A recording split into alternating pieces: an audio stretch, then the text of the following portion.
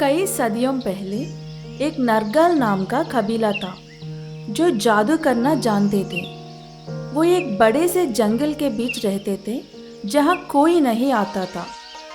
उस कबीले में दो भाई रहते थे, हारून और खरून। दोनों भाइयों को जादू करने में महारत हासिल थी।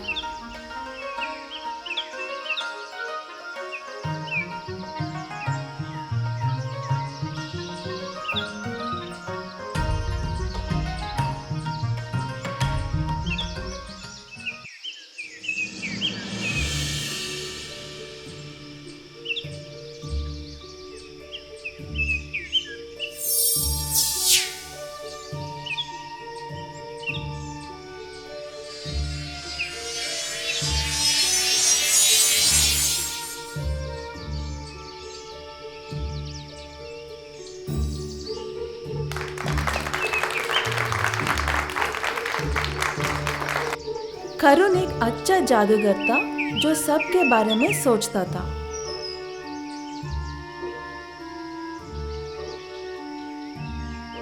हारून एक घमंडी और चालाक जादूगर था। खरून जंगल के बाहर पास वाले गांव में जाकर उन्हें जादू करना सिखाता जिन्हें उसके बारे में कुछ पता नहीं है, और अपना ज्यादातर वक्त उनके साथ बिताता और वहाँ के एक लड़की से प्यार भी करता था।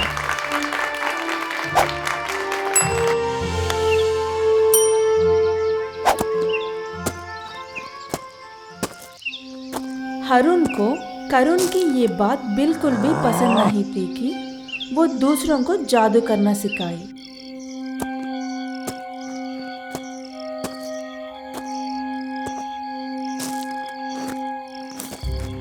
एक दिन जब खरून गांव से कबीले की तरफ लौट रहा होता है, तब हारून उसके सामने आ जाता है और उस कबीले में जाने से रोकता है। हारून मेरा भाई, ये क्या कर रहा है? रास्ते से हट, अंधेरा हो रहा है। इस वक्त जंगल के इस हिस्से में रहना ठीक नहीं है। पहले आप मुझे वादा करो कि आप उस घटिया गांव वालों को जादू करना नहीं सिखाओगे। ये कैसे बातें कर रहे हो भाई? वो गांव वाले बहुत ही अच्छे लोग हैं। उन्हें भी जादू करने का उतना ही हक है जितना कि तुम्हें। ये बात सुनकर हारून को गुस्सा आता है और वो खरून पर हमला करता है। अपना बचाव करने के लिए खरून को भी हमला करना पड़ता है। दोनों का झगड़ा चलता रहता और सामने से आता है मौत का फरिश्ता।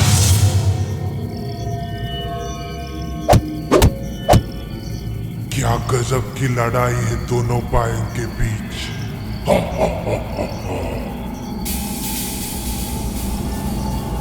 क्या चाहिए तुम्हें? क्यों आए हो यहाँ? कौन हूं मैं? मौत हूं मैं। सौदा करने आया हूं, जिंदगी और मौत का।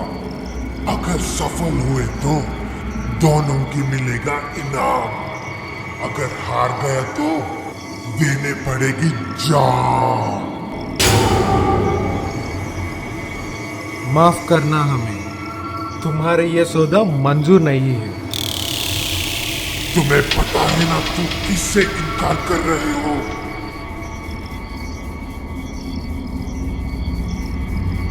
मुझे करना है तुमसे सौदा।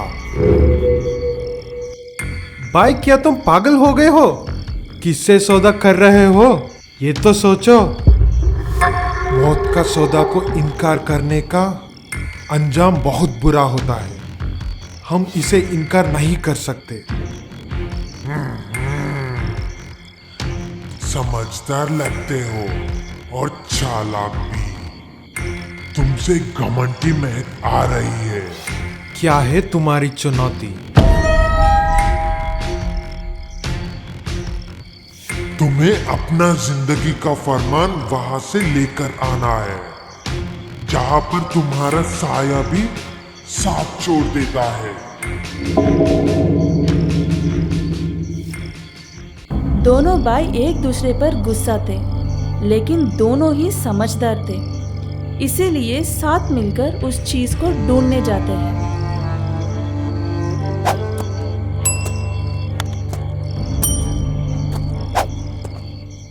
यहाँ से उत्तर की ओर ठीक 2 मील की दूरी पर एक गुफा है। मुझे लगता है हमें पहले जाकर वहां देखना होगा।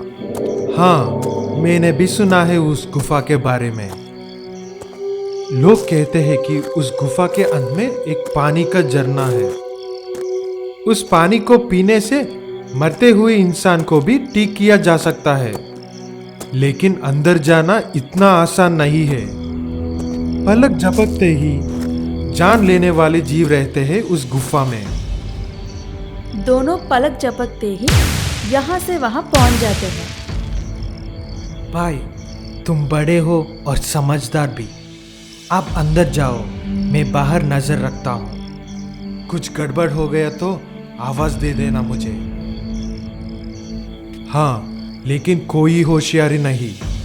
अगर मैं नहीं लौटा तो मौत तुम्हें भी नहीं छोड़ेगा। हारून चालाक था और होशियार भी। वो गुफा के बाहर पड़े पत्थर पर बैठकर अपनी शक्तियों की मदद से गुफा के अंदर करुण को रास्ता बता रहा था, क्योंकि उस गुफा के अंदर अगर वो रोशनी का इस्तेमाल करेंगे तो मौत आ जाएगी और ये दोनों हार जाएंगे।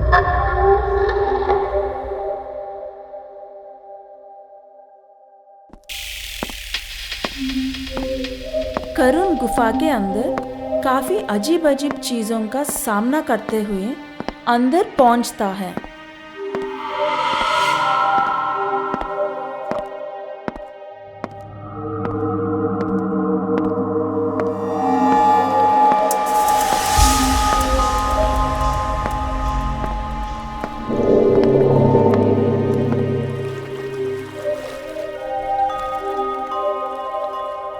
और झरने का पानी को बोतल में भरकर वापस आता है।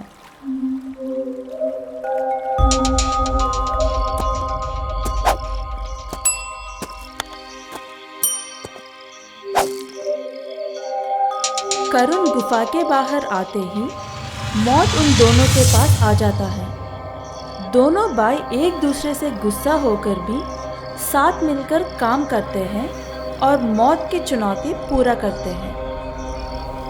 मौत को आज से पहले कभी किसी ने नहीं हराया था। वो बहुत शर्मिंदा महसूस कर रहे थे। मौत के वादे के मुताबिक दोनों भाइयों को इनाम देना था।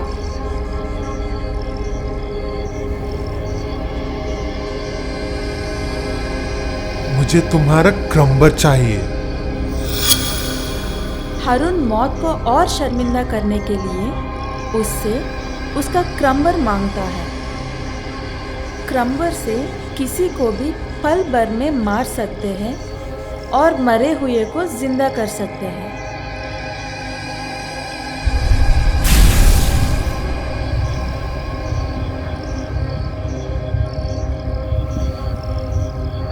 मुझे कुछ ऐसा दो जिसके मदद से मैं वक्त में पीछे जा सकूं।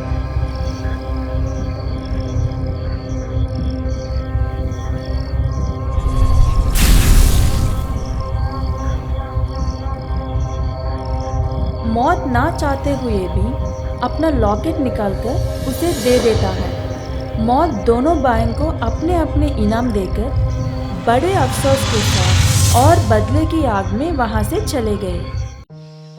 करुण अपना लॉकेट लेकर गांव चला गया और अपने प्रेमिका के साथ शादी कर ली और उसी गांव में रहने लगा। हारून अपना क्रम्बर लेकर नरगल कबीले चला गया। क्रम्बर से मिले शक्तियों के घमंड में हारून कबीले में सबको उसके सामने झुकने पर मजबूर कर रहा था और करुण के गांव को मिटाने के लिए अपने टीम बना रहा है। आगे देखिए पार्ट 2 में।